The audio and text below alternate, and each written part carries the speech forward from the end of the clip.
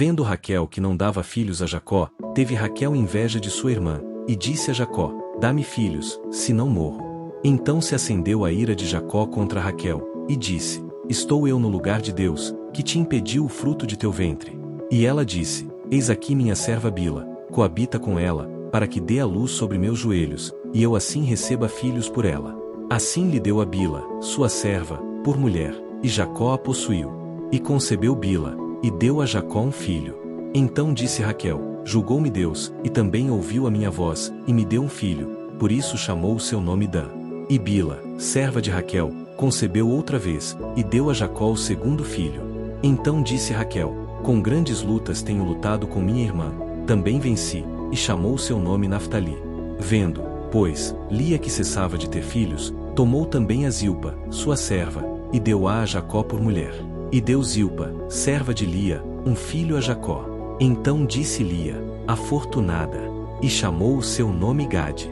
Depois deu Zilpa, serva de Lia, um segundo filho a Jacó. Então disse Lia: para minha ventura, porque as filhas me terão por bem-aventurada, e chamou o seu nome Aser. E foi Ruben nos dias da ceifa do trigo, e achou mandrágoras no campo. E trouxe-as a Lia sua mãe. Então disse Raquel a Lia: ora dá-me das mandrágoras de teu filho. E ela lhe disse: é já pouco que hajas tomado meu marido, tomarás também as mandrágoras do meu filho? Então disse Raquel: por isso ele se deitará contigo esta noite pelas mandrágoras de teu filho. Vindo, pois, Jacó à tarde do campo, saiu-lhe Lia ao encontro, e disse: a mim possuirás, esta noite, porque certamente te aluguei com as mandrágoras do meu filho. E deitou-se com ela aquela noite. E ouviu Deus a Lia, e concebeu, e deu à luz um quinto filho a Jacó. Então disse Lia: Deus me tem dado o meu galardão, pois tenho dado minha serva ao meu marido. E chamou o seu nome Issacar. E Lia concebeu outra vez, e deu a Jacó um sexto filho. E disse Lia: Deus me deu uma boa dádiva, desta vez morará o meu marido comigo, porque lhe tenho dado 6 filhos. E chamou o seu nome Zebulon. E depois teve uma filha, e chamou o seu nome Diná. E lembrou-se Deus de Raquel, e Deus a ouviu, e abriu a sua madre. E ela concebeu, e deu à luz um filho, e disse: tirou-me Deus a minha vergonha. E chamou o seu nome José, dizendo: o Senhor me acrescente outro filho.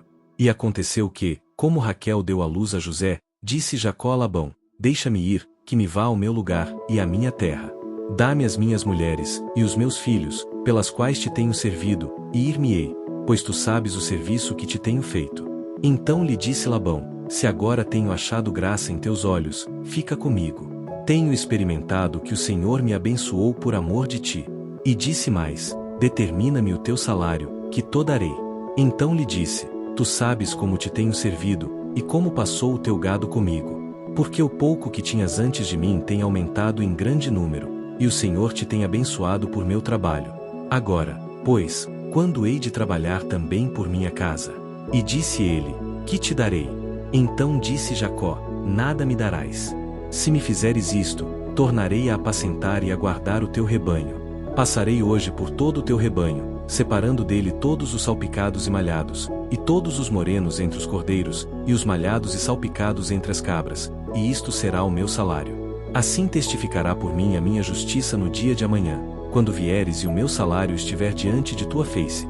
Tudo que não for salpicado e malhado entre as cabras e moreno entre os cordeiros, ser-me-á por furto.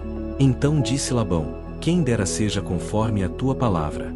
E separou naquele mesmo dia os bodes listrados e malhados e todas as cabras salpicadas e malhadas, todos em que havia brancura, e todos os morenos entre os cordeiros, e deu-os nas mãos dos seus filhos.